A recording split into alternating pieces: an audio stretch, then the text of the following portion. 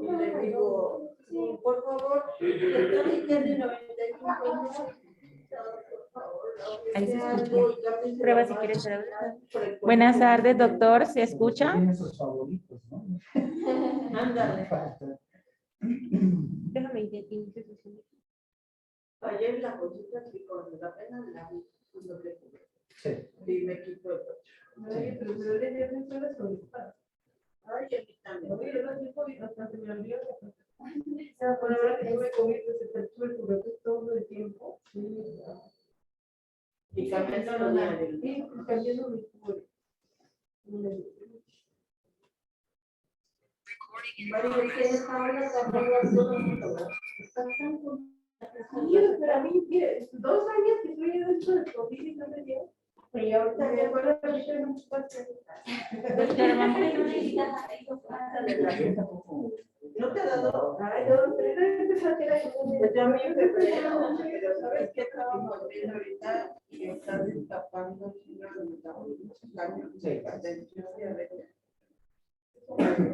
Esa figura ya voy a empezar. Es por Dios, ¿eh? No, no. Doctor. Yo también tengo Ah, reflejo.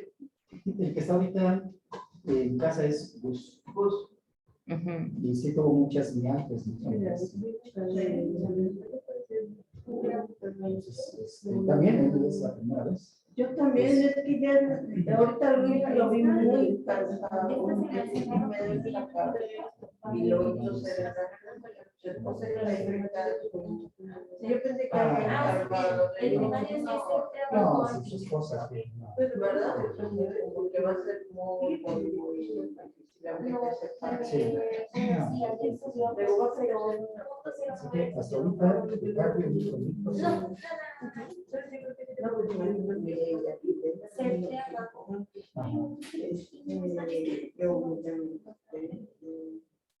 y eso fue al principio, incluso antes de las vacunas. No, yo bueno, en mayo, Sí, sí, sí. pero ahora, pero me dio y se me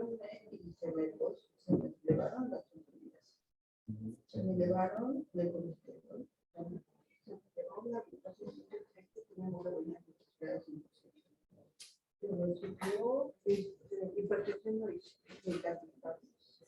Sí, ya voy a empezar.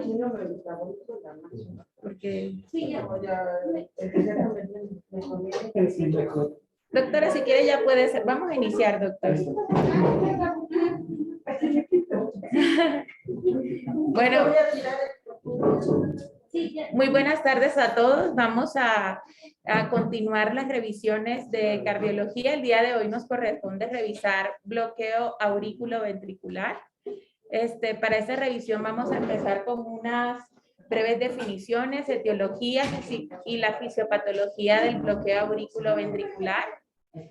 Posterior a eso vamos a ir revisando los diferentes tipos de bloqueos que existen y los hallazgos electrocardiográficos característicos de los mismos. Vamos a recordar que el bloqueo auriculoventricular se define como un retraso de la interrupción en la transmisión de un impulso desde las aurículas a los ventrículos, debido a un deterioro anatómico funcional en el sistema de conducción. La alteración de la conducción puede ser transitoria, permanente, con conducción retrasada, intermitente o ausente. Vamos a hablar de una terminología. Aquí hay, traigo como la definición de los diferentes tipos de bloqueo. Está el bloqueo auriculoventricular de primer grado, que ese bloqueo se caracteriza por un retraso en la conducción de la aurícula al ventrículo, definido por una prolongación del intervalo PR. Recordemos que el PR prolongado lo vamos a encontrar cuando hay un valor mayor a 200 milisegundos sin interrupción en la conducción de la aurícula al ventrículo. El bloqueo AB de segundo grado hay una conducción auricular intermitente hacia el ventrículo, a menudo con un patrón regular. Hay unos tipos de un bloqueo especial que es el bloqueo 2.1, que también está dentro de los bloqueos de segundo grado, que vamos a hablar un poco sobre los hallazgos característicos de estos. Y también vamos a hablar de las diferentes clasificaciones que se hicieron, como lo es el MOVIX 1 y el MOVIX 2. Vamos a hablar sobre el bloqueo de tercer grado, que es el bloqueo AB completo, donde no hay ningún impulso auricular, o sea, no hay ningún impulso que conduce hacia el ventrículo, y el bloqueo de alto grado con una conducción auricular intermitente al ventrículo con 2 o más ondas P bloqueadas consecutivas, pero sí que el bloqueo sea un bloqueo completo. Entonces vamos a... Realmente ese término o esa confusión no cae en el completo. O sea, ya han cambiado el concepto, porque avanzado, si no hay bloqueo completo, como lo pones ahí, pues no existe. Ay, perdón. No existe. O sea, ondas P bloqueadas consecutivas, pero sin bloqueo AB completo. No puede ser. Lo encontré, doctor, definido como un bloqueo de alto grado, o sea, dentro de las clasificaciones. De hecho, lo encontré, o sea, me llamó la atención porque estaba el completo y el de alto grado. Sí, de alto grado, vaya, si hay P consecutivas que no conduzcan nueve, se está bloqueado nueve. No hay más. Sí, estos términos han cambiado, ¿no? Incluso se considera ahorita un bloqueo de tercer grado completo y completo de alto grado o avanzado. Cuando es bloqueo completo nada más, están totalmente disociadas las ondas P. Y algunos han dicho, bueno, si este también es completo, está disociado, pero alguna que otra onda P precede al QRS. Pero no, realmente ya esa terminología ya tampoco. Finalmente, están disociadas las aurículas de los ventrículos, el bloqueo AB es completo. Es decir, que quedaríamos con AB de primer grado, de segundo grado, Movitz 1-2, el 2-1 y el de tercer grado. Quedaríamos con esa clasificación. Perfecto. Ok, bueno, aquí vamos a hablar un poquito sobre cuáles son esas etiologías que nos pueden causar bloqueos auriculoventriculares. Encontramos que puede ser un aumento en el tono vagal, enfermedades que puedan conducir a alteraciones, perdón, en la conducción cardíaca. Encontré muchísimo, incluso algo común en los 3 bloqueos es que cuando hay enfermedades que condicionen fibrosis o esclerosis, son condiciones patológicas que nos podrían condicionar a bloqueos. Entonces hay una serie de enfermedades que pueden producir este tipo de fibrosis o de esclerosis, como pueden ser, por ejemplo, la miocarditis, la enfermedad de Lyme, por ejemplo, la hemocromatosis, la sarcoidosis. Entonces, en este tipo de enfermedades podemos también encontrar estos hallazgos de bloqueos auriculoventriculares. Hay muchas etiologías que podrían condicionarnos a bloqueos. Entre esas también están las cirugías cardíacas. Entonces, los medicamentos, por ejemplo, también son otras causas muy importantes de bloqueo. Tener en cuenta sobre todo los medicamentos, los dihidropirimidínicos. Entonces, son medicamentos que también nos pueden condicionar. Entonces, es muy importante cuando nosotros estamos realizando una historia clínica de un paciente, debemos tener en cuenta esas enfermedades que nos pueden condicionar esclerosis. Debemos tener en cuenta un interrogatorio completo, porque los medicamentos, hay varios medicamentos que voy a ir mencionando que también nos pueden condicionar bloqueos. También debemos tener muy claro que los bloqueos auriculoventriculares, ayer preguntaban que si un bloqueo AB de primer grado condicionaba algo patológico, ¿no? O si podía, en cierta forma, como ser un condicionante para un bloqueo de una cirugía en el momento de realizar una BPO. Vamos a revisar que también hay condiciones fisiológicas en nuestro cuerpo que nos pueden causar bloqueos. Por ejemplo, el sueño es una condición que nos puede producir un bloqueo auriculoventricular y no necesariamente tiene que ser una condición patológica. Entonces, voy a hablar un poquito de cuáles son esas causas que nos pueden causar un bloqueo fisiológico. Puede ser primero en respuesta al aumento de la producción del sistema nervioso parasimpático. Puede ser por aumento en el tono vagal debido, por ejemplo, a un entrenamiento atlético. Entonces, los pacientes que cursan sobre todo los deportistas de alto rendimiento, son pacientes que pueden estar condicionados a presentar un bloqueo auriculoventricular, y eso no lo condiciona a que sea algo de enfermedad. En el sueño, el masaje del seno carotidio también puede ser una condición que nos curse con hipersensibilidad del seno carotidio, y el dolor también puede ser una condición que nos puede causar un bloqueo auriculoventricular. Dentro de la fisiopatología, como lo mencioné un poquitico al principio, la fibrosis y la esclerosis del sistema de la conducción, recordemos que la mitad de los bloqueos auriculoventriculares son de causas idiopáticas y están relacionados precisamente con estas dos hallazgos de fibrosis y esclerosis. La fibrosis y la esclerosis, perdónenme aquí como... Ya.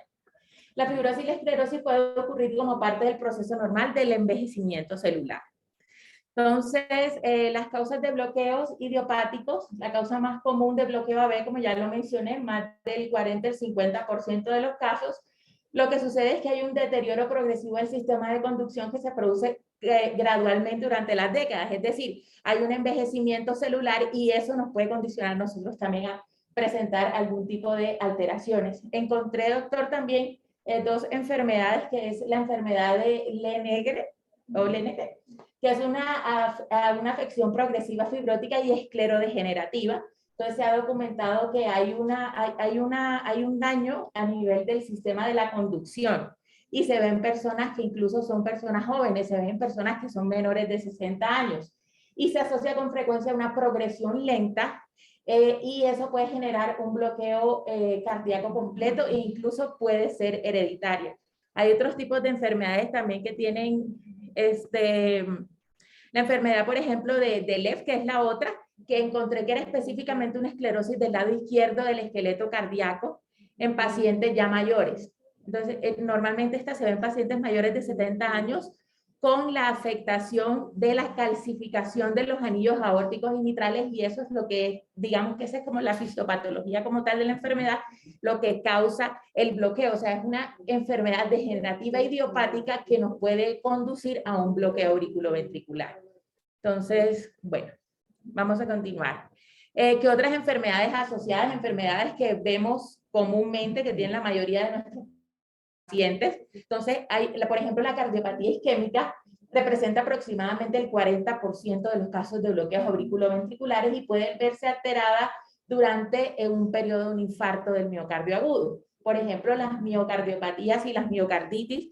De hecho, ahorita, por ejemplo, con el COVID que tuvimos un aumento de la miocardiopatía por COVID, o sea, algo que ese típico paciente joven que no tiene antecedente no es diabético, no es hipertenso, no está dentro de rangos de pronto de factores de riesgo cardiovasculares y nos empieza con un cuadro típico de dolor torácico, un cuadro típico de pronto de deterioro de la clase funcional. Ese tipo de pacientes también debemos considerarlo miocardiopatía por COVID. Este tipo de pacientes también nos podía cursar incluso con bloqueos auriculoventriculares. A veces son clínicas que son como inexplicables, porque no es el típico paciente que nosotros queremos de pronto encasillar en ese tipo de enfermedades. Y efectivamente, como ya lo mencionamos, las enfermedades que causan fibrosis y esclerosis, como la amiloidosis, la sarcoidosis, son pacientes que también pueden cursar con este tipo de afecciones, pacientes con fiebre reumática, enfermedad de Lyme, incluso la sífilis, la endocarditis bacteriana,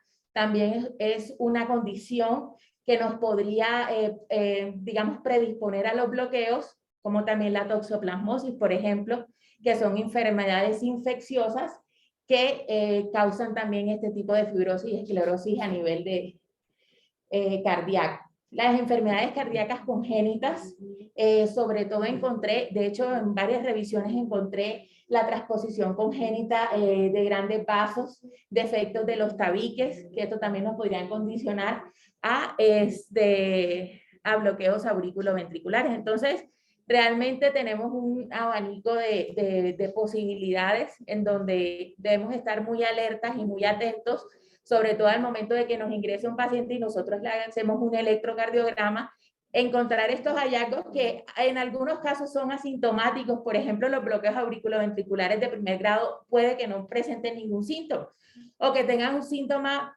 digamos, muy inespecífico, como una fatiga, una debilidad, o sea, algo que realmente lo podríamos explicar por otra situación. No debemos descartar que podemos estar también ante un bloqueo. Otras causas son enfermedades familiares, otras causas también son trastornos hidroelectrolíticos. Me faltó decirles algo de las enfermedades familiares, hay incluso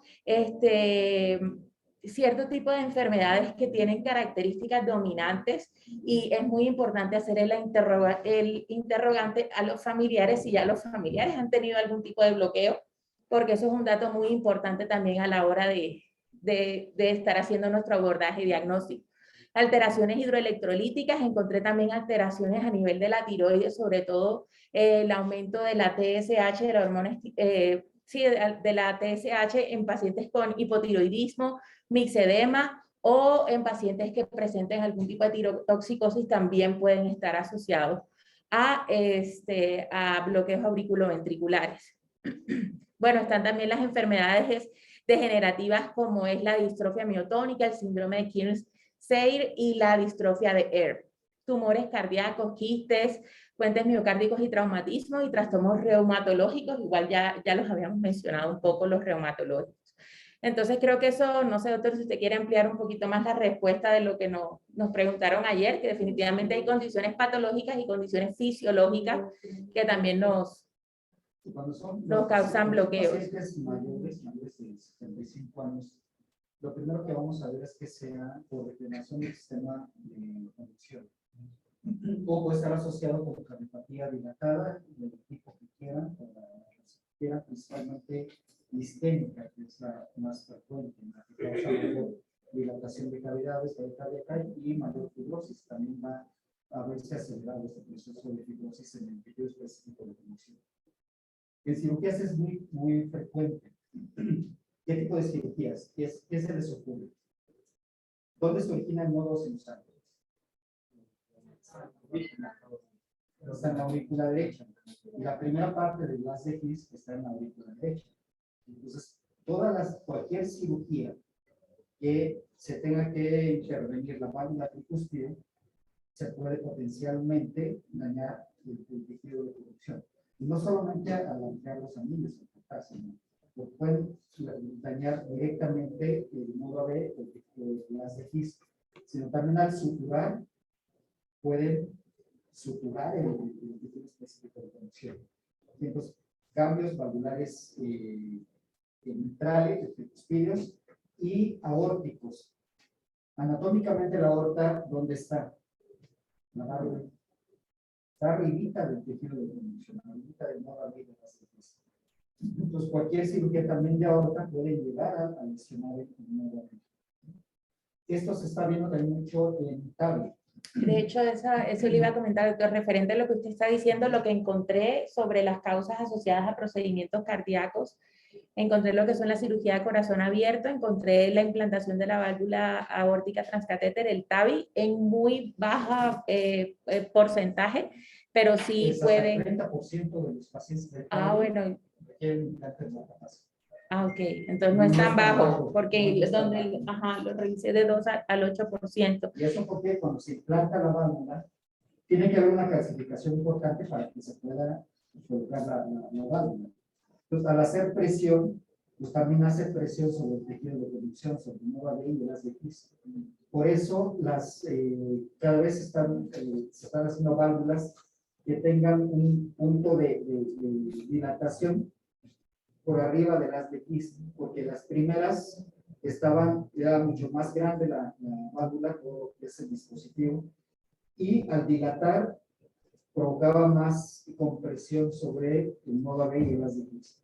Y eso al inicio era muchísimo más frecuente en los bloqueos. Aunque ahora ya hay varias marcas, varios dispositivos y que se adosan un poquito más arriba, de todos modos sigue siendo frecuente la necesidad de implante de marcapaso, porque comprimen el nodo B y las de His durante su implante. Y si no se ve en ese momento, se ve en las siguientes 48 a 72 horas. En la ablación con catéter para arritmias y en los cierres de los tabiques ventriculares musculares también se ha asociado con bloqueo auriculoventricular. Mera anatomía. ¿Cuáles ablaciones son las que van a poner potencialmente el riesgo de bloqueo completo? Todas las taquicardias por la reentrada intranodal. ¿Por qué? Porque ya vimos que el nodo auriculoventricular puede tener una rama que conduzca, una zona que conduzca más rápido, una que conduzca más lento. Habitualmente en el estudio electrofisiológico lo que alcanzamos o lo que quemamos es la vía lenta, ¿sí? Pero si no se logra quemar la vía lenta, podemos ir a la vía rápida. Si quemamos la vía rápida, el paciente va a quedar siempre con un bloqueo de primer grado, siempre, ¿sí? Y eso vamos a saber después de que se hace un electro, después de hacer la ablación, si fue exitosa, pero si queda con un PR prolongado, es porque eso se quemó la vía rápida y ya nada más conduce por la vía lenta. Siempre va a estar prolongado el PR. Pero el riesgo es de que se queme todo el nodo. ¿Sí? ¿Cuánto nos movemos para localizar los sitios de conducción lenta o de conducción rápida? 1 o 2 milímetros. Entonces, moverse 1 o 2 milímetros para no darle ya quemar todo el nodo, porque no tenemos que ver el GIS durante el registro.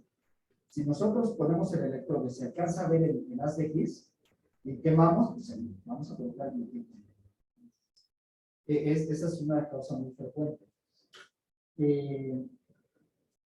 Y la ablación, por supuesto, cuando tienen alguna taquiarritmia supraventricular que no se controla, que no se queda permanente, si conduce muy rápido, se va directamente a hacer la ablación del nodo. Bueno, y como ya... Y bueno, las cardiopatías congénitas, todo lo que pueda afectar el septum interventricular nos va a generar potencialmente un bloqueo adecuado. Cuando que hay transposición, Acabalgamiento. ¿Qué pasa? En esas zonas donde corre el gas de GIS, entonces si están cabalgadas, entonces va a haber afectado las GIS. Las comunicaciones interauriculares membranosas. La primera porción del septum interventricular es membranoso y por ahí es donde corre el gas de GIS. Si hay una comunicación interauricular, pues puede ser que también tenga un bloqueo completo de las GIS. Entonces, dependiendo de las cardiopatías, las que afectan el septum interventricular o hay cabalgamiento, todas tienen el riesgo de que tengan bloqueos inhabilitados. Bueno, y como ya había mencionado, el bloqueo AB iatrogénico que está asociado a medicamentos, debemos tener muy en cuenta los beta bloqueadores, los bloqueadores de canales de calcio no dihidropyrimidínicos, especialmente el verapamilo y en menor medida el diltiazem, la digoxina, la adenosina, medicamentos antiarrítmicos como la amiodarona y fármacos que modulen los canales del sodio, por ejemplo la quinidina, la procainamida y la disopiramida. Bueno, ahí que me había adelantado a los procedimientos porque los mencionamos. Entonces, bueno, vamos a ir hablando sobre los hallazgos electrocardiográficos característicos. Vamos a recordar algo que ya hemos venido estudiando pues desde la facultad. El bloqueo AB de primer grado es el bloqueo definido como un intervalo PR prolongado mayor a 200 milisegundos en frecuencias cardíacas en reposo. No es un bloqueo verdadero, sino más bien una conducción auriculoventricular retrasada o más lenta. Entonces, ¿cuáles son las etiologías del bloqueo AB de primer grado?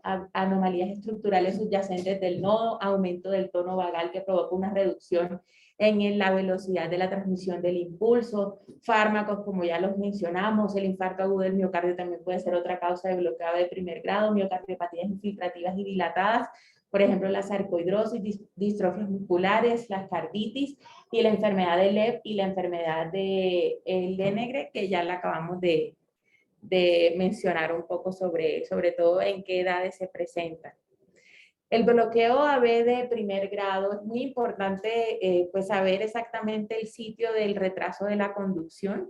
La conducción a través del nodo AB se aproxima bastante bien al tiempo auricular ad de GIS. Entonces, sobre todo nosotros debemos tener en cuenta cuando tenemos un bloqueo a nivel si es del nodo auriculoventricular a nivel si es infranodal o si es nodal, sobre todo para nosotros trabajar los medicamentos. Porque, por ejemplo, no todos los... Si vemos nosotros un paciente que le está disminuyendo la frecuencia cardíaca, uno de los medicamentos que inicialmente nosotros pensamos es la atropina. Entonces nosotros debemos saber si realmente es un bloqueo del nodo o si es un bloqueo infranodal. Entonces, para recordar, creo que lo tengo, bueno, ya les voy a mencionar un poquito sobre las indicaciones también de la atropina. Simplemente aquí les quise traer como de manera más, la verdad los trazos los traigo así para que sea como más fácil identificarlos y que nos quede bien el concepto, que el bloqueo auriculoventricular se observa un retraso al paso del estímulo a través del nodo AB lo que produce una prolongación del PR. Doctor, encontré es según la edad. También nosotros clasificamos cuánto debe ser la prolongación. Entonces encontré que un PR mayor a 0.18 segundos en los niños, 0.2 en el adulto y 0.22 en el anciano. Entonces, como para tener en cuenta que hay unos valores diferentes y que no para todo el mundo es mayor a 0.2. Los intervalos PR son constantes. Entonces, ese es un hallazgo electrocardiográfico que nosotros vamos viendo en esta parte de aquí, que siempre hay una constancia en ese intervalo PR. Entonces, es realmente un bloqueo bastante fácil de identificar en el electrocardiograma. La clínica del bloqueo del primer grado normalmente es una clínica benigna y solo en raras ocasiones se sienten los síntomas que sean directamente relacionados al bloqueo, como ya lo había mencionado. No hay signos y síntomas que sean más sensibles o específicos relacionados con el bloqueo AB de primer grado y no se puede detectar solo a partir de la historia clínica o el examen físico. Es decir, que nos sirve prácticamente es el electrocardiograma porque no es un bloqueo que el paciente vaya a llegar muy sintomático, sino que es un bloqueo que debemos sospechar en un paciente con algún factor de riesgo y que tenga un hallazgo electrocardiográfico como tal. Cuando el bloqueo AB marcado el primer grado da como resultado una contracción auricular inmediatamente después de la contracción ventricular, eso se conoce como el síndrome del marcapaso. Esto lo vamos a ver más, los síntomas en bloqueo de primer grado, solo cuando es avanzado. Eso es que mide más de 300 milisegundos el PR. Porque, ¿qué pasa? Cuando viene la sístole auricular, se está tan retrasada la conducción que la sístole ventricular va a ser al mismo tiempo. Y entonces, va a estar cerradas las válvulas auriculoventriculares o abiertas al mismo tiempo. Entonces, eso va a provocar una caída del gasto cardíaco muy importante. Porque incluso puede haber sístole ventricular sin llenado ventricular, ¿sí? Sin el llenado sin apertura de las válvulas. De las válvulas auriculoventriculares. Entonces, el paciente, hay una caída súbita del gasto. Entonces, solo cuando es avanzado, de más de 300 milisegundos, es cuando da síntomas. Y es cuando, seguramente, cuando tiene indicación de marcapaso. De hecho, doctor, referente a lo del alguien mencionaba síntomas similares al síndrome de marcapaso y lo que encontré sobre eso era como síntomas neurológicos también asociados a los cambios electrocardiográficos. Entonces, eso era como lo que... Pero es porque se cae el gasto. Ajá. Se cae el gasto. Porque es característico del síndrome de marcapaso, pero son marcapasos unicamerales. Si yo nada más pongo un electrodo en el ventrículo derecho, y si no pongo, y si tiene el paciente, si es un bloqueo completo, entonces siempre va a haber asincronía auriculoventricular. Y cuando se muere el ventrículo, el ventrículo, ¿qué va a pasar? Pues seguramente en algún momento va a estimular con sin que se llene el ventrículo derecho. Entonces, pues se va el gasto cardíaco se va a caer, entonces puede aparecer síntomas neurológicos. Además de la fatiga, exacto, con el esfuerzo, ¿sí? Entonces, por eso, cuando hay bloqueos a completos, siempre se tiene que un marcapaso de bloqueo para mantener la sincronía. Ok, bueno, y el diagnóstico del bloqueo del primer grado se confirma realizando un electrocardiograma de 12 derivaciones, historia clínica completa, laboratorios que incluyen electrolitos séricos y hormona estimulante en la tiroides, y en las enfermedades cardíacas, tanto congénitas como adquiridas, se debe revisar si el paciente fue candidato a algún tipo de cirugía reciente para tenerlo en cuenta en la parte del abordaje. La actividad física por el estímulo vagal que ya lo habíamos mencionado.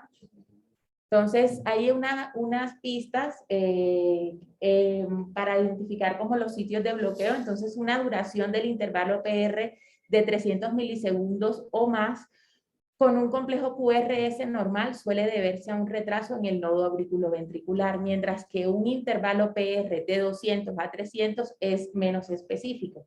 Entonces ahí como que ya nos ayuda un poco también el tamaño, digamos, de la duración, perdón, de la prolongación del intervalo PR, que es lo que está señalado ahí en esta partecita de acá. El bloqueo auriculoventricular de primer grado junto con el complejo QRS ancho puede deberse a una enfermedad intranodal también. Esta que tenemos acá. Este pedacito. Sí, no necesariamente, lo que pasa es que esto te habla de que es más infrarticiano. ¿Sí? Los bloqueos, todos los bloqueos auriculoventriculares se dividen en suprarticianos, intrarticianos e infrarticianos.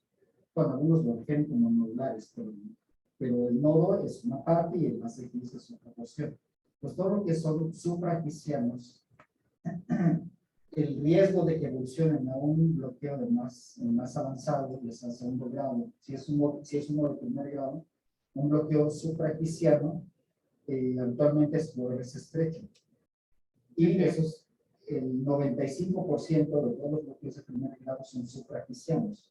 Y la necesidad de implante marcapaso es mínima. Solo el 5% puede ser intrarticianos o infrarticianos.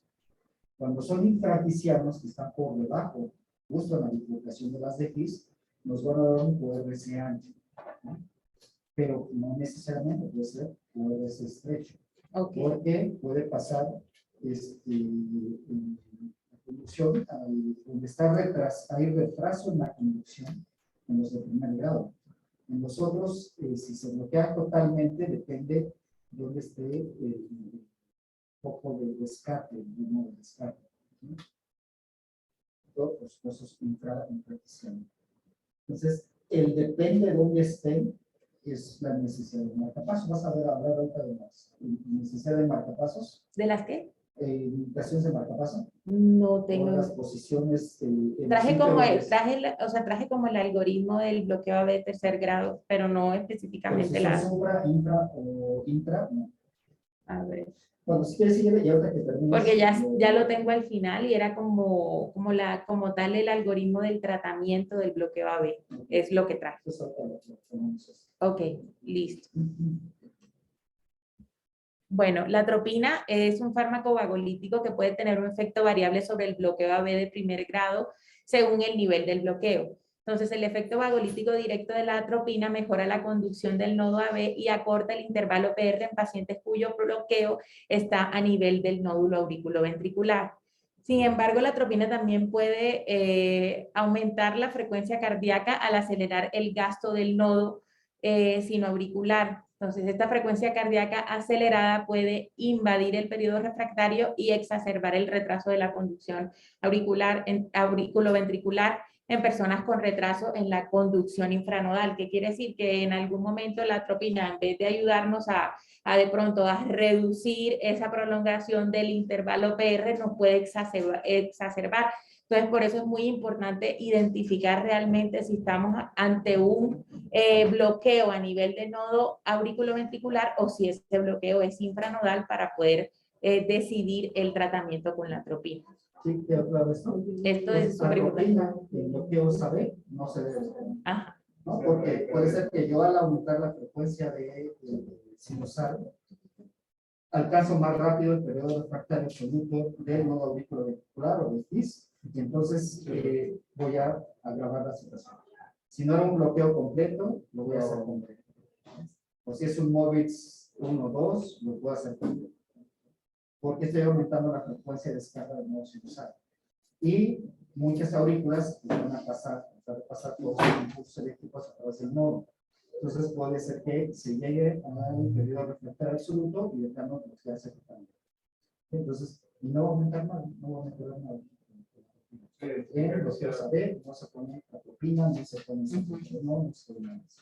Si hay síntomas, date marcapaso mientras. Bueno, y vamos a resumir con lo que llevamos hasta aquí con un caso clínico. Tenemos un varón de 65 años con diabetes tipo 2 insulinodependiente, hipertensión arterial, al tratamiento con calcioantagonistas dihidropirimidínicos e insuficiencia renal terminal. Se encuentra actualmente en diálisis. Pendiente de valoración para trasplante renal. Relata leve disnea de esfuerzo de años de evolución sin cambios en últimas fechas. remitido desde consulta externa de nefrología para evaluación de los hallazgos electrocardiográficos. Analíticamente destaca una creatinina de 3.4, una hemoglobina de 10.8 y no hay alteraciones iónicas. Entonces el paciente llega a la consulta y trae este electro. Vamos a primero dar un tiempo para revisarlo. Tienen 3 segundos. 1, 2, 3. Ya, con eso ya es suficiente para... Dice, señale la respuesta correcta. Vamos a leer las preguntas, cuáles son las opciones y vuelvo otra vez a colocar el trazado. Nada más traje uno porque dije, esto está muy fuerte. Es más fácil, traje. Ok, señora, respuesta correcta en base al caso propuesto anteriormente. 1, ritmo sinusal con bloqueo auriculoventricular de primer grado. 2, ritmo sinusal con intervalo QT prolongado. 3, bloqueo auriculoventricular de segundo grado MOVIX 2. 4, bloqueo auriculoventricular de tercer grado con QRS estrecho. Y 5, no hay alteraciones relevantes. Vamos otra vez a mirar.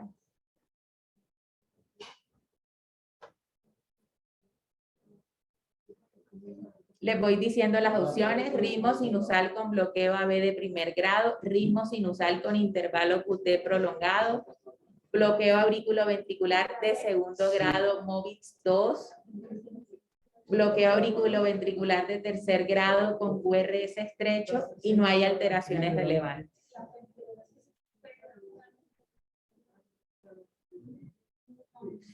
Vamos a ir contestando ciertas preguntas. ¿El trazado muestra un ritmo regular o irregular?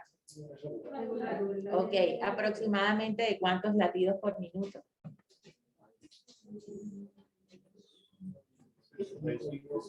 Más o menos, 75. ¿La onda P en qué derivaciones se encuentra positiva? 60, seguro. La onda P se encuentra positiva en las derivaciones D2, D3 y ABF. ¿Cómo está el intervalo PR? Ok, entonces, ¿cuánto mide más o menos ahí? Más de 400 milisegundos. Así. Parece estar conservado hasta por Pero no sé si está simétrico. Y por lo menos estamos viendo que todas las P siguen de un complejo QRS. Entonces eso es otro hallazgo importante que debemos tener en cuenta. ¿Hay alteraciones o no en el segmento ST?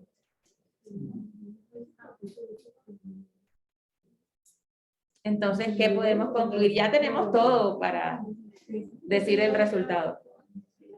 Un bloqueo AB de primer grado, lo que vemos es un PR muy prolongado. Ahora vamos a comentar la cosa. ¡Ay, doctor! ¿Cómo sé que esa onda P corresponde al siguiente QRS o es reprogramado? ¿Cómo?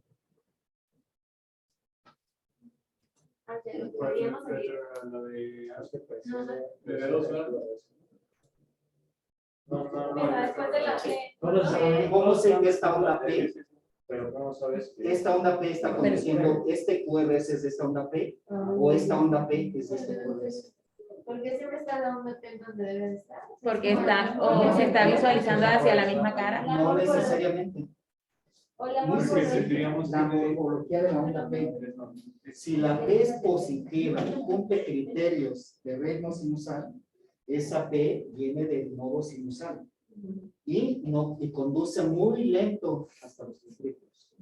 Si fuera una P retrógrado, siempre, y puede estar hasta acá, pero siempre es negativa. Las ondas retrógradas siempre son negativas. O si ven que esa onda P es positiva y cumple criterios de ser una P de ritmo sinusal, pues es un bloqueo auriculoventricular de primer grado muy avanzado. Entonces, vean hasta dónde está hasta la mitad. Entonces, ¿qué pasa? Cuando viene la sístole auricular, ¿y qué pasa cuando viene la sístole ventricular? Están cerrados. Estos son muy sintomáticos estos pacientes con disnea con poco esfuerzo. Ay, ahí no se ve la respuesta, pero bueno. Entonces, en este caso, viene un caso de fracaso.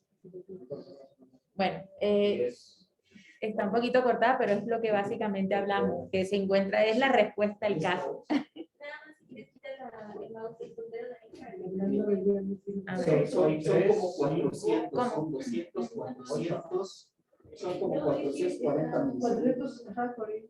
Sí, de hecho, la respuesta del caso decía que era un trazado que mostraba un ritmo regular de 75 latidos por minuto, que la onda P era positiva de 2 de 3 ABF, lo que implica un origen del nodo sinusal, que observábamos un PR muy alargado de más de 400 milisegundos y que todas las P se siguen de un complejo QRS que es estrecho y no hay alteraciones en el segmento ST ni en la onda T y se trata por lo tanto de un bloqueo auriculoventricular de primer grado con un PR muy prolongado. Esa era la tal cual lo que mencionamos. Bueno, y dentro de los bloqueos, ya vamos a empezar a hablar de los bloqueos de segundo grado. Creo que, a ver, permítame un segundito, doctor.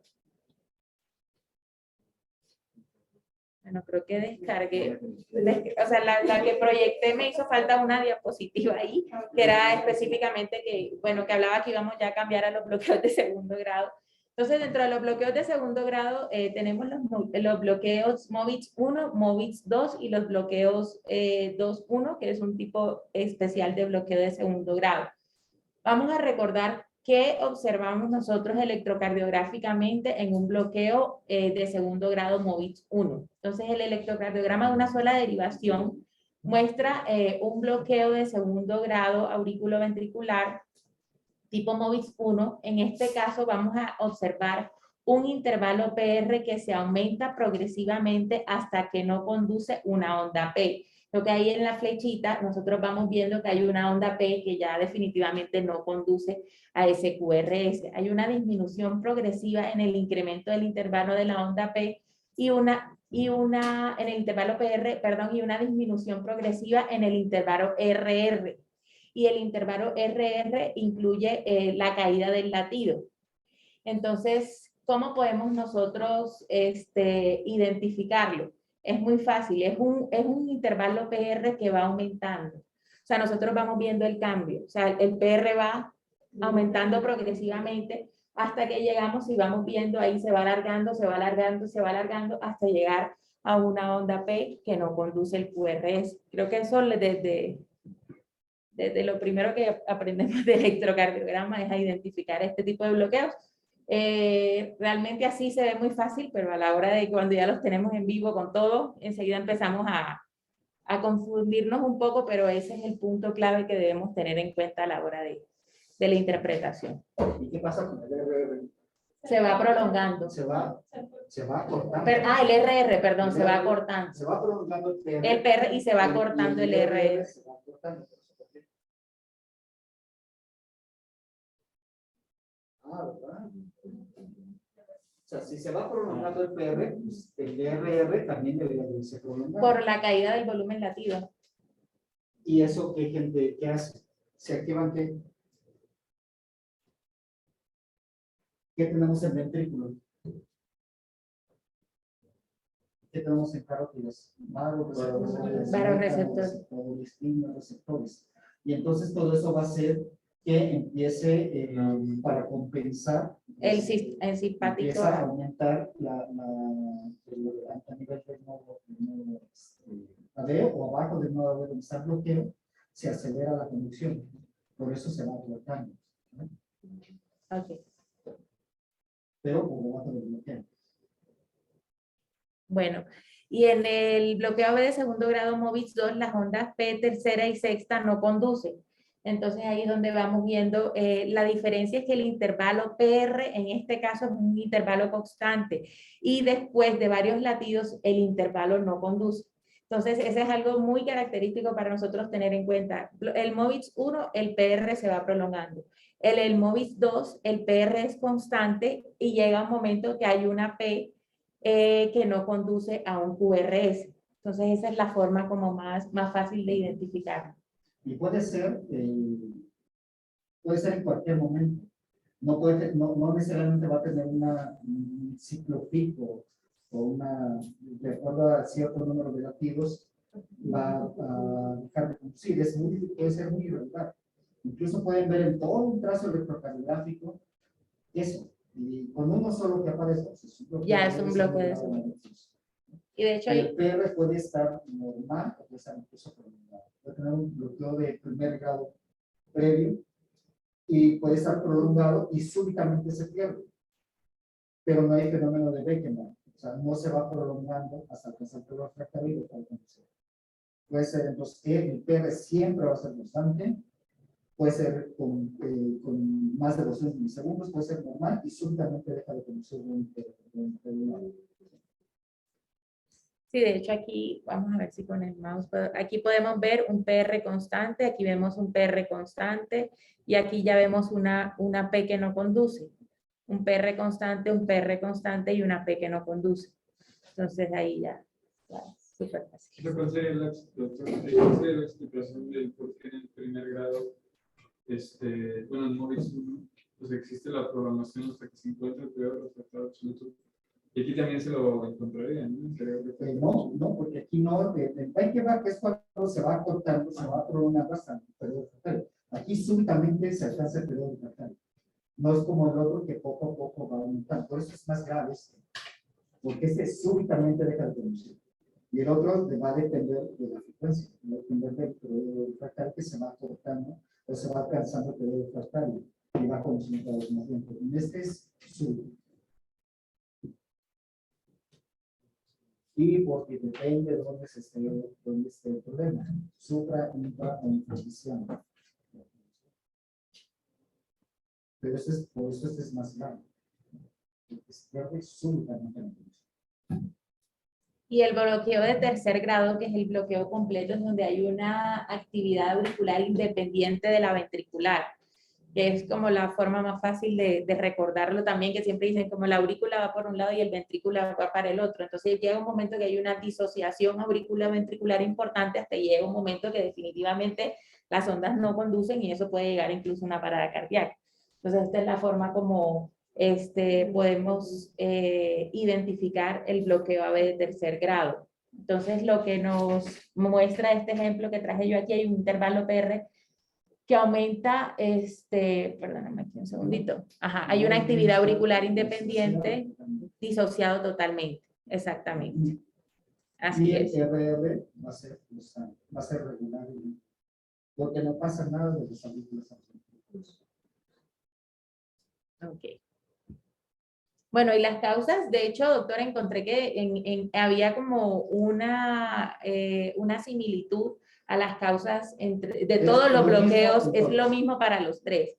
O sea, no que el que se llama grave menos, realmente las etiologías que encontré son iguales, como ya las mencionamos. Exactamente, las que ya habíamos mencionado previamente. La etiología, y aquí creo que hubo un pequeño... Ahí hubo un pequeño, esa fue la diapositiva como que se me intercaló, la que estaba buscando, que se me perdió, pero bueno, ya eso lo comentamos, ya no lo voy a volver a, sí, que creo que ahí tuve un pequeño error porque me quedó la fisiopatología, se me mezclaron ahí en esa parte, lo siento, disculpen. Bueno, pero básicamente lo que sucede en la enfermedad, o sea, me faltó como un poquito la introducción antes de los ejemplos. En el bloqueo de segundo grado casi siempre se da una enfermedad del sistema de conducción por debajo del nivel del nodo AB, ocurriendo en el haz de His en aproximadamente el 20% de los casos y las ramas del haz en el resto. Entonces, los pacientes que presentan afectación de la rama del haz también tienen desplazamientos del eje y ensanchamientos del QR según la ubicación del bloqueo. Ok, ahí básicamente el dibujito ese que traje, la representación esquemática del sistema de conducción intraventricular normal, lo que es el sistema His-Purkinje. El haz de His normalmente se divide en una rama izquierda y una rama derecha, y la rama izquierda del haz de His se divide en fascículos anterior-posterior y en algunos casos medios también. Entonces, esa es como la fisiopatología como tal. Entonces, la clínica que presentan los bloqueos de segundo grado que ya mencionamos son clínicas inespecíficas, fatiga, disnea, dolor en el pecho, presíncope y paros cardíacos incluso repentinos. O sea, por eso es que los bloqueos AB de segundo grado ya son bloqueos que son candidatos, dependiendo si el paciente es sintomático o no, a colocación de marcapaso, porque son pacientes que tienen riesgos incluso de presentar paradas cardiorrespiratorias. En esto también debemos tener muy en cuenta las frecuencias de la onda P no conducidas y la presencia de comorbilidades. No es lo mismo un paciente normal, joven, que tengamos un hallazgo de un bloqueo AB de segundo grado a un paciente ya con diabético, hipertenso, renal crónico, que ya tiene otras patologías que lo pueden incluso condicionar a mayor compromiso cardiovascular asociado también a un bloqueo de segundo grado. Entonces ahí es donde se deben valorar las implantaciones o no de los marcapasos definitivos. Los estudios de electrofisiología realizados para una evaluación de una sospecha de arritmia, encontré también que ciertos estudios de electrofisiológicos pueden ser útiles para nosotros valorar realmente. Ah, bueno. Ok. Ok. Bueno, y el diagnóstico, casi todos los bloqueos, el diagnóstico de los bloqueos de segundo grado se puede hacer en un paciente con un pulso irregular. Entonces, cuando estamos enfocados en un paciente con un pulso irregular, con síntomas sugestivos de fatiga, de disnea, de presíncope y de síncope, de hecho, hemos tenido aquí, bueno, en los últimos mes y medio, hemos tenido 2 casos, el de la señora Silvia y el del paciente que lastimosamente falleció, Franco Caballero. Fueron pacientes que Franco falleció, imagínense. Por cierto, y fue, yo estuve en vacaciones y realmente no me esperé, doctor, que ese paciente falleciera porque tuvo una evolución bastante buena y, o sea, lo vi hasta el viernes y falleció como el sábado y el paciente tuvo una mejoría importante, o sea, se despertó posterior a la colocación del marcapaso, el paciente estuvo todo el tiempo muy somnoliento, sin interacción con el medio, le colocaron el marcapaso, el señor despertó, respondía coherentemente, o sea, tuvo una mejoría importante. Lastimosamente. Sí, entonces pues normalmente los pacientes presentan episodios de síncope y debemos estar muy alertas a los hallazgos electrocardiográficos y sobre todo porque estos síncopes son de origen cardiogénico y debemos hacer un estudio muy minucioso para mirar si el paciente definitivamente tiene o no las indicaciones para el marcapaso. El otro bloqueo, este sí no lo entendí muy bien, doctor, la verdad.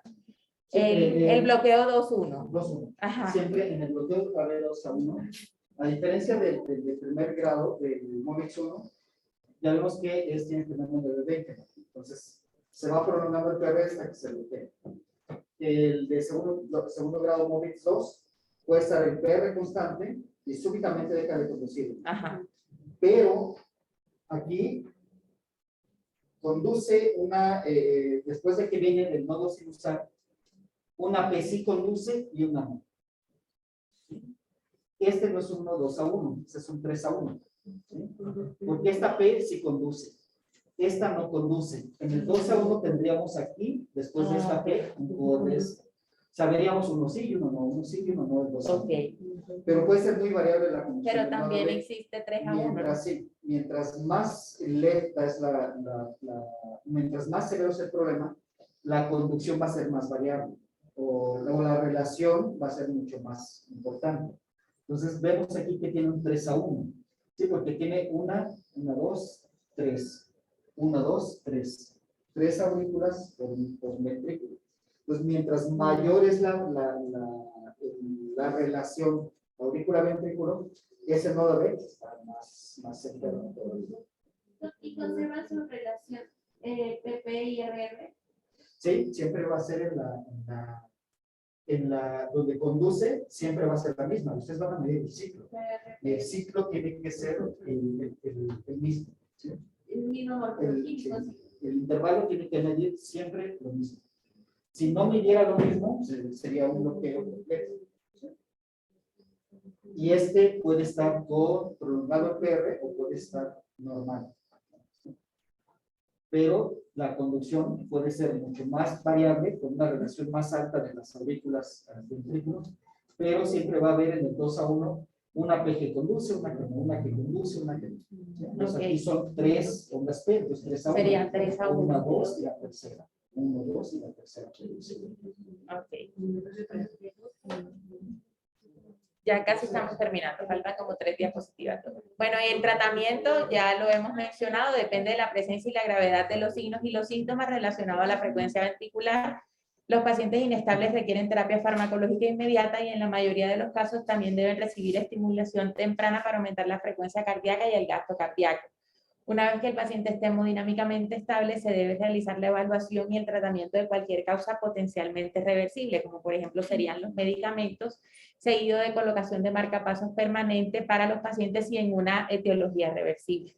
Entonces es muy importante que debemos valorar y estar muy atentos a la causa, porque si es una causa reversible no podría el paciente terminar en un marcapaso.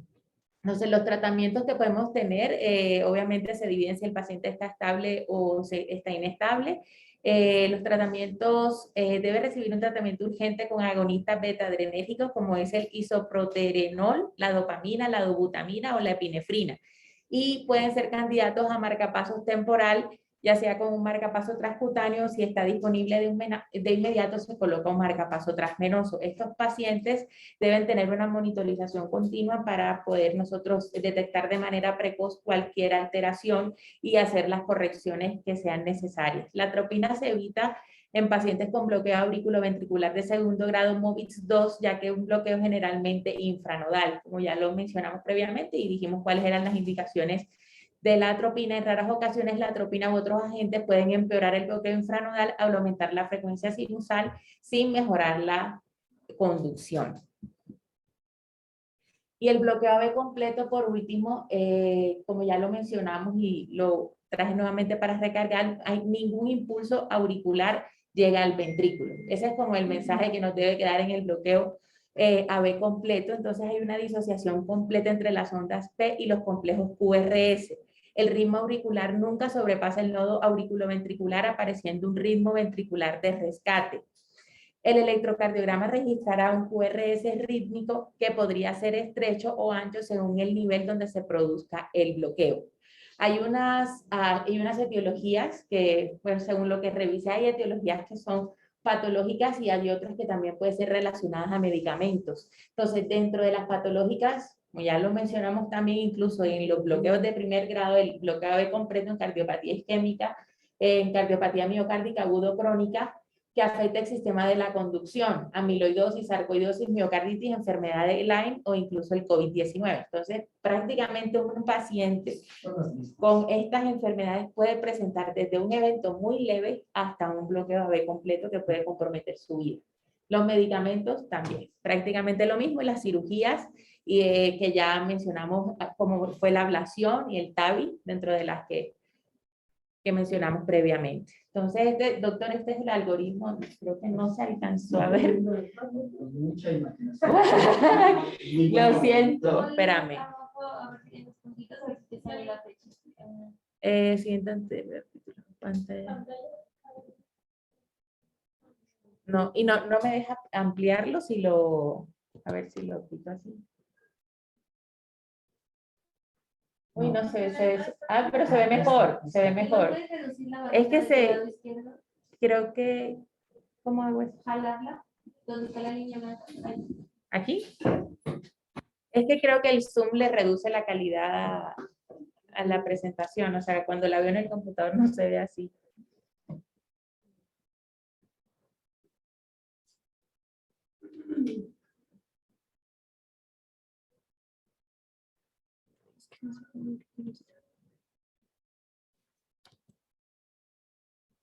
Bueno, ahí, creo que ahí ya se alcanza a ver un poquito mejor, ¿no? Ay, perdón, no me había dado cuenta. Bueno, entonces, dentro del algoritmo que encontré para el bloqueo AB completo, debemos tener muy en cuenta cuando nosotros encontramos los hallazgos electrocardiográficos, debemos clasificar nuestro paciente, si el paciente se encuentra inestable o si el paciente se encuentra estable. Si estamos ante un contexto, ahí se ve súper bien. Exacto. Entonces, si nosotros estamos en el contexto de un paciente inestable, lo primero que nos recomienda el algoritmo es utilización de atropina. Si el paciente persiste inestable, lo que se recomienda es la colocación de un marcapasos percutáneo. Entonces, si el paciente persiste inestable a pesar de la colocación del marcapasos percutáneo, nosotros tenemos que mirar qué está condicionando clínicamente esta inestabilidad. Entonces, debemos mirar si el paciente, por ejemplo, estamos ante un contexto de un paciente que encuentra con presiones bajas, la indicación es la utilización de la dopamina endovenosa. Si el paciente, estamos ante un contexto de un paciente con falla cardíaca, la indicación es la dobutamina, y si el paciente tiene la presión normal y no tiene falla cardíaca, la indicación es la colocación de un marcapaso transvenoso. Entonces, ese es el algoritmo que nos recomiendan para bloqueo AB completo. No sé, doctor, en el lado de inestable, si quiere comentar algo. Cuando es inestable, hay compromiso hemodinámico, que hay 5B, el uso de fármacos no nos va a ser realmente útil. Ahí hay que poner un marcapaso Enseguida. transitorio transvenoso. O incluso los parches. ¿Han visto cómo funcionan los parches? O sea, se pone un parche atrás, uno enfrente, entonces el circuito va a estar entre esos parches. Pues el arco de estimulación va a ser muy grande, pero no solo va a estimular el corazón, va a estimular todos los músculos que están en el trayecto. Entonces, el paciente siempre va a estar así. Es complicado, pero de urgencia, mientras se pone un transvenoso, está perfecto. Ahora, con el marcapaso, o sea, si ya vieron que no hay una causa reversible, pónganselo yugular. ¿Sí? Que se ponga yugular. ¿Por qué?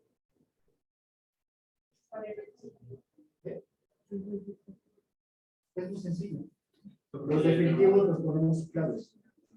Y entonces hay que preservar La vía subclavia. para el definitivo, porque si se complica o algo, pues después donde le ponemos el acceso subclavio. Ahora, ¿hay pizarrón? Está acá. Pero está rayado. Ay, pero ¿No tienes otro? ¿Sube? No, sí, pero es que está marcado ya como vamos a borrar. Están ahí los plomones, creo, al lado de frente. O sea que alguien hizo la pantalla. Pero no se puede subir, ¿no? Sí, ya se quedaron así. No se puede Hay que subir. Para que vaya haciendo. Que le tenga Pero está Si estuviera manchado, o sea, hay que poner- Es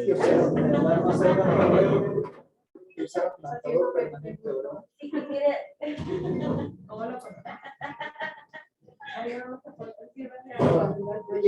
¿Qué tipo de marcapaso vamos a poner? Bicameral, siempre, Bicameral. a menos que tengan que alguna taquiarritmia supraventricular permanente. Si tienen cualquier taquiarritmia supraventricular, sobre todo fibrilación auricular, que es lo más frecuente, se pone un unicameral nada más, ¿sí? De la paciente se le puso un bicameral porque Porque ella también tenía FA, pero está comentando que nada más se pone un cámara en FA. haya selección bicameral contemplando que va a ir después a intentar separación del nodo B y que quede sin Ah. por eso. Entonces, los bloqueos. Entonces, los bloqueos sean el término correcto es supraquicianos, infraquicianos o infraquicianos. El 95% de los bloqueos de primer grado y de los MOVIX 1 son supraquicianos. Por eso no requieren nada, ¿sí? Cuando es así. Si un paciente de primer grado ha hecho síncope, lo más probable es que ese sea de los pocos, de los porcentajes muy bajitos, que lo tengan intra o infraquiciano. Igual el bloqueo AB de primer grado MOVIX 1. La mayor parte son supraquicianos y muy pocos son intra o infraquicianos. Y los de segundo grado MOVIX 2 y todos los demás 2 a 1, todos los demás grados de conducción del nodo AB y el nodo auriculoventricular son al revés, el 95% son intra o infraquicianos y solo un porcentaje muy bajito de los MOVIX 2, 2 a 1, etcétera, o bloqueo completo son supraquicianos, ¿sí? Indicaciones definitivas para el marcapaso, indicación clase 1A. móvil 2, 2-1, Y tercer grado. tercer grado. Primer grado, a menos que sean bloqueos avanzados que tengan más de 300 milisegundos o tengan o hayan hecho 5. Porque si hicieron 5, pero lo más probable es que sea intra o infrarticiano. Los de primer grado, móvil 1, si hay síntomas o han hecho síncope, se implanta marcapaso. Si no tienen ningún síntoma, se dejan. Y todos los que son de segundo grado, móvil 2, 2-1 y tercer grado, todos, aunque eso se demuestre que son supraquicianos, todos se tienen que poner marcapaso porque ya está por la producción de arriba. Pues ahora, ¿cómo nosotros determinamos que son intra, supra o supra, intra o infraquicianos? Pues nosotros podemos ver en el QRS, que aquí mide más de 200 milisegundos. Lo que nosotros hacemos en el laboratorio es, tenemos la aurícula, tenemos el ventrículo,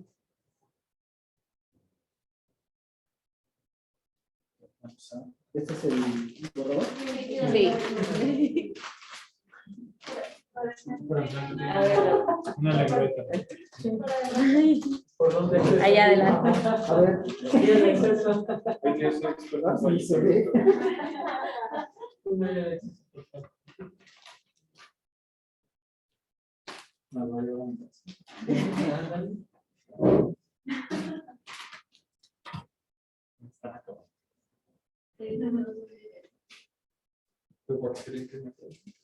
Si no logramos documentar en un bloque de primer grado o móviles 1, que el paciente no queda claro si los síntomas son por eso, pues hacemos el estudio electrofisiológico y revisamos cómo está la conducción del nodo aurículo ventricular y de las de His.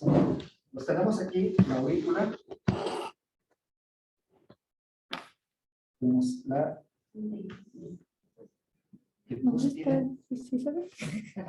Es que tiene alcohol. Ya le Es abrí, que pero no estas sé si son está la bebidas cámara alcoholadas, activa. ¿no? Son con alcohol y ahora no pinta.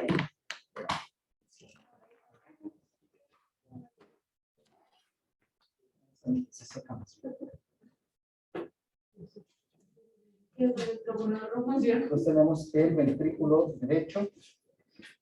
Aquí tenemos el haz de His, el modo AB, el haz de His, y hasta acá va a estar la bifurcación. ¿Sí? El bloqueo puede ser intra-supraquiciano, que puede estar directamente en el nodo AB, puede ser intraquiciano, que está en el cuerpo del nodo AB, y puede ser infraquiciano, bueno, este está un poquito más arriba. Puede estar justo en la bifurcación de la rama derecha y la rama izquierda para que sea infraquiciano. ¿Sí? ¿Cómo lo vamos a ver nosotros? Lo que nosotros hacemos es, metemos un electrodo, que está en la cava,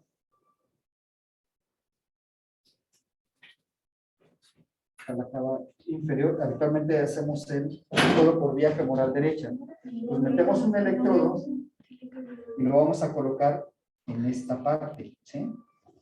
Y ese electrodo tiene varios pares de electrodos. Tenemos la punta con otro para acá, la punta aquí con otro par de electrodos y tenemos otro par de electrodos aquí, ¿sí? Entonces, lo que hace, estos pares de electrodos, lo que vamos a revisar, ¿qué es un electrocardiograma finalmente? Es el registro eléctrico de potencial de acción de la despoblación o del registro eléctrico del potencial de acción de las células cardíacas. Pero, ¿qué hacemos en el de superficie? Esa diferencia entre el potencial de acción siempre tiene que haber un polo positivo y un polo negativo, para que veamos en medio de todo eso qué es lo que pasa con la electricidad. ¿Sí? Las bipolares, tenemos las bipolares que son de 1, de 2 y de 3. Que entre estas van a ser los polos positivo y negativo. Las aumentadas, ¿cuáles son? Pues son las aumentadas son ABR, ABL y ABF, que es un solo electrodo, pero para eso tiene que haber un electrodo neutro, ¿sí? Que actualmente está, bueno, siempre está en el lado derecho. Entonces, a partir de ese se va a hacer el otro polo para ver qué pasa entre estos dos electrodos, para ver a dónde se dirigen los vectores. Y las precordiales, igual es un solo electrodo, pero tenemos también la pierna derecha, que va a ser el otro polo. Entonces, no podemos hacer un registro de un solo electrodo, ¿sí? Siempre tiene que ser entre dos electrodos. Nada más que en el de superficie, pues el otro polo siempre va a ser la pierna derecha, y ese va a ser el polo opuesto de las precordiales y de las aumentadas, las unipolares.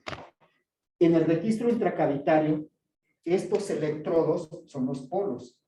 Por lo tanto, única y exclusivamente estamos viendo qué pasa en ese sitio, ¿sí? Esto no me va a reflejar lo que pasa acá, lo que pasa acá. Únicamente aquí, cada par de electrodos me van a registrar lo que pasa única y exclusivamente en ese par, ¿sí? Es donde va a hacer el registro. Cuando yo pongo un electrodo en esta parte, que es en el haz de Higgs, mi registro voy a tener, por ejemplo, si estos son 3 electrodos, voy a tener un registro, digamos, este es el ventricular, uno que se llama Higgs y uno que es la aurícula. Entonces, nuestros registros intracavitarios se llaman electrogramas. Entonces, ¿qué va a pasar? Que yo voy a ver con el electrodo, que no les ponemos actualmente letras, los nombramos como pares de electrodos. Que sería el distal, que sería este de acá, que sería el primer par, segundo par, tercer par. Entonces, esto va desde la punta hacia atrás. Entonces, de distal a proximal y se va numerando así.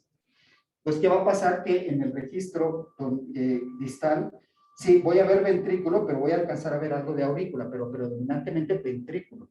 Entonces, mi registro en el distal, voy a tener una aurícula muy pequeñita y un ventrículo muy importante, ¿sí? Si lo tengo en el haz de Higgs exactamente, entonces voy a tener una aurícula de un tamaño adecuado, el registro del haz de Higgs y el registro ventricular, ¿sí? Si estoy acá, pues acá voy a ver una aurícula mucho más grande porque estoy registrando prácticamente la actividad ventricular, auricular, y voy a tener un ventrículo mucho más pequeño, ¿sí?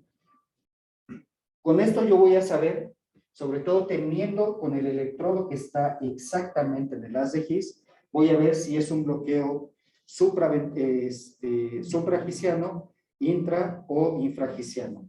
Si el bloqueo en este par de electrodos está exactamente en el haz de Higgs, tengo recordemos que aquí se llaman A, H y B, porque es el registro de aurícula, Higgs y ventrículo. Entonces, si tenemos un H, B muy prolongado,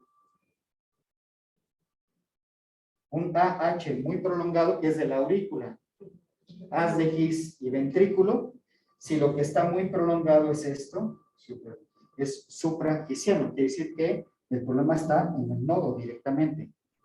Si yo tengo un registro aurícula, tengo la distancia o el intervalo HB de aurícula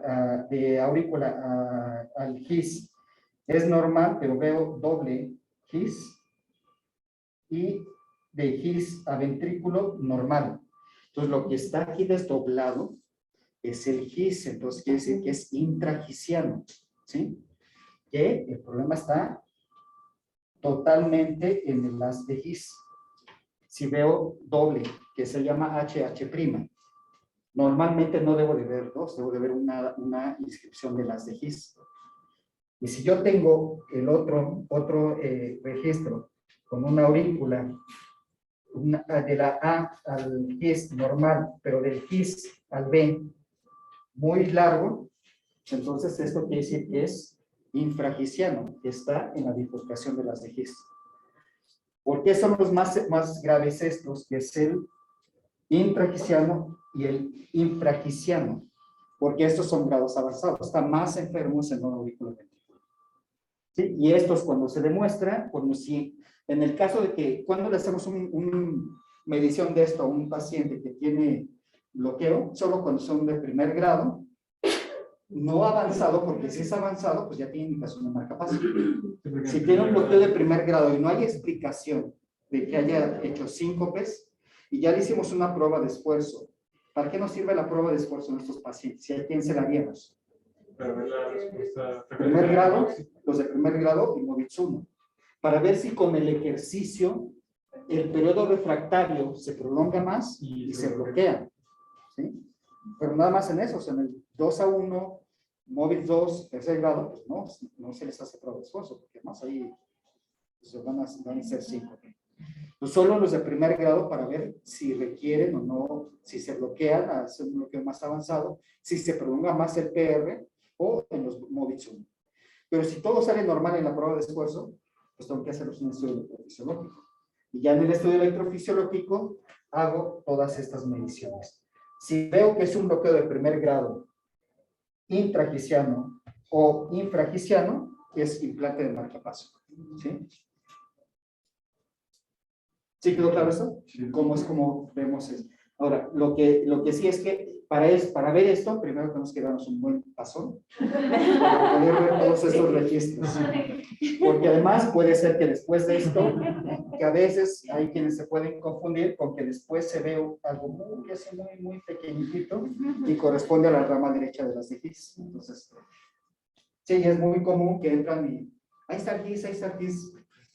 ¿Dónde está? ¿No? Entonces, a veces es un poquito complicado verlo. Entonces, dicen que los electrofisiólogos tenemos que decir, darnos un buen toque o con marihuana o con un alucinógeno para que podamos ver todo esto.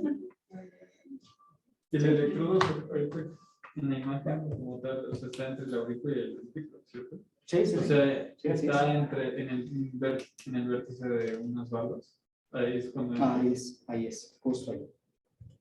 Justo ahí es donde se acaba. O sea, O podemos poner, aquí está el seno coronario. El seno coronario es el drenaje venoso del ventrículo en todo el corazón. Si yo meto un electrodo con varios pares de electrodos, lo meto aquí, como va por el anillo auriculoventricular, alguno de estos pares nos va a hacer el registro de las de His. Para el diagnóstico, por ejemplo, si yo no veo nada en aurículas o en ventrículos, no importa, con que yo tenga el registro de His, porque en el His es donde voy a poder ver aurícula, His y ventrículo, donde voy a ver todos. Cuando yo quemo una reentrada intranodal, la reentrada intranodal, si recuerdan, si esta es la zona de conducción lenta, yo voy a poner el electrodo en esta parte, ¿sí? Y aquí es donde voy a aplicar la radiofrecuencia y voy a quemar esto, ¿sí? Para que yo ponga esto, yo al mismo tiempo estoy en un electrodo en el haz de His. Si yo veo mi electrodo con el electrodo que voy a quemar, veo el haz de His, quiere decir que si lo quemo en ese momento voy a quemar el haz de His y voy a bloquear al paciente. Yo no tengo que ver ningún His en ningún registro intracavitario, porque si lo veo, lo voy a quemar. Y ahora, si esto no puedo quemarlo, pues entonces me voy a quemar la vía rápida, que es esta. Y es lo mismo, si veo el His y quemo, pues eso sí es iatrogenia. Porque estoy viendo y no veo. Veo el His y lo quemo, pues lo voy a bloquear en paciente. Entonces, es más o menos frecuente. Sobre todo cuando se están formando, es cuando llega a pasar. Entonces, ¿y qué pasa ya retomando esto? ¿Cómo va a salir el QRS, el PR? Si yo quemo la vía lenta, pues va a conducir por la vía rápido, normal, porque el PR normal. Pero si no logro quemar me bloqueo la vía rápida, esto conduce lento, entonces el PR me va a salir con un bloqueo de primer grado. Pero porque quemé la vía lenta, no quemé el His, quemé la vía rápida. ¿Y si pasa eso y se tiene el primer grado aún así no necesita? No, nada, absolutamente nada. No, nada. Porque está en el nodo, no está en el His ni por debajo del His. Ahora, los marcapasos. Entonces, ya vimos en este caso que el bloqueos auriculoventriculares que requieren implante de marcapaso tienen que ser bicamerales, salvo que tengan alguna taquiarritmia supraventricular permanente donde ya lo que pasa con la aurícula no importa, pues ya no se pone electrodo en la aurícula. Por si esta paciente no logra salir después de que se considere la ablación, no sale a sinusal, pues se cambia el modo de estimulación del marcapaso a BBI. ¿Sí? Ok. Se cambia a BBI porque pues ya no importa si está en FA permanente y no sale a sinusal después de la ablación, pues nada más se cambia el modo de estimulación a BBI. Nada más que sense y estimule el ventrículo derecho, nada más. Entonces, todos los pacientes que no tienen ninguna taquiarritmia, se les va a poner bicameral. En la aurícula derecha, ventrículo derecho, para que se mantenga la sincronía. Aunque no tengan disfunción del nodo sinusal, se tiene que poner un electrodo ahí, porque tienen que sensar la aurícula para que después, donde sí está el bloqueo, se mantenga la sincronía y estimule también el ventrículo. Entonces va a sensar siempre la aurícula y después va a estimular el ventrículo. Si el paciente tiene incompetencia cronotrópica, pues hay que programarle o activar la función de frecuencia, la R. ¿Sí? Entonces, en todos los pacientes con bloqueo AB, que del grado que quiera, pero que tenga indicación de implante de marcapaso, tienen que ser bicamerales. Y a la actividad de frecuencia solo se va a ver si tiene incompetencia o no cronotrópica. ¿Sí? Si el paciente tiene un bloqueo completo y le vamos a poner un marcapaso definitivo y está con un marcapaso transitorio, pues no puedo ver cómo está el nodo sinusal, ¿no? No sé si tiene incompetencia o no. ¿Qué puedo hacer? No. Para ver competencia cronotrópica. El paciente tiene un marcapaso transitorio, no lo voy a bajar a una caminadora para ver cómo aumenta la frecuencia de las ondas P. Porque el bloqueo, la frecuencia va a ser la misma. Sí, no se puede. Lo que tenemos que hacer es aumentar la frecuencia sinusal. Sinusal. No del marcapaso, no, el marcapaso se mantiene igual. O sea, el bloqueo es permanente, fijo. Ya no vamos a ver aumento de la frecuencia cardíaca. Pero si está, pero ¿qué podemos ver? Que aumente la frecuencia de la onda P. ¿Sí? Y eso lo puedo hacer con atropina en ese momento.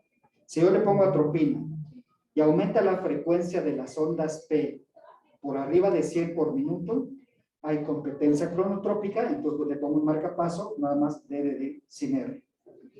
Si no sube la frecuencia cardíaca con atropina, de la onda P, nada más la frecuencia de las P, porque la ventricular se va a mantener igual con la estimulación ventricular. Pero si no aumentan las ondas P, entonces hay incompetencia cronotrópica y entonces ya sé que le tengo que poner activar el modo de frecuencia del marcapaso. ¿Sí? ¿Dudas? ¿Preguntas? ¿Sí? ¿Seguros? No, muy bien. Sí, muchas gracias. Muchas gracias. ¿Hecho? Bien. Gracias. ¿Qué falta? Ahora Viernes viene. complejos ventriculares prematuros y ventriculares prematuros. Ah, ok, perfecto. Eso vamos a ver con calmita. Ahí sí vamos a ver, poder ver bien las pausas. Cuándo es problema, cuándo no, cuándo tenemos que quemar. Está bueno. Gracias, Nos vemos el doctor. viernes, entonces. Gracias.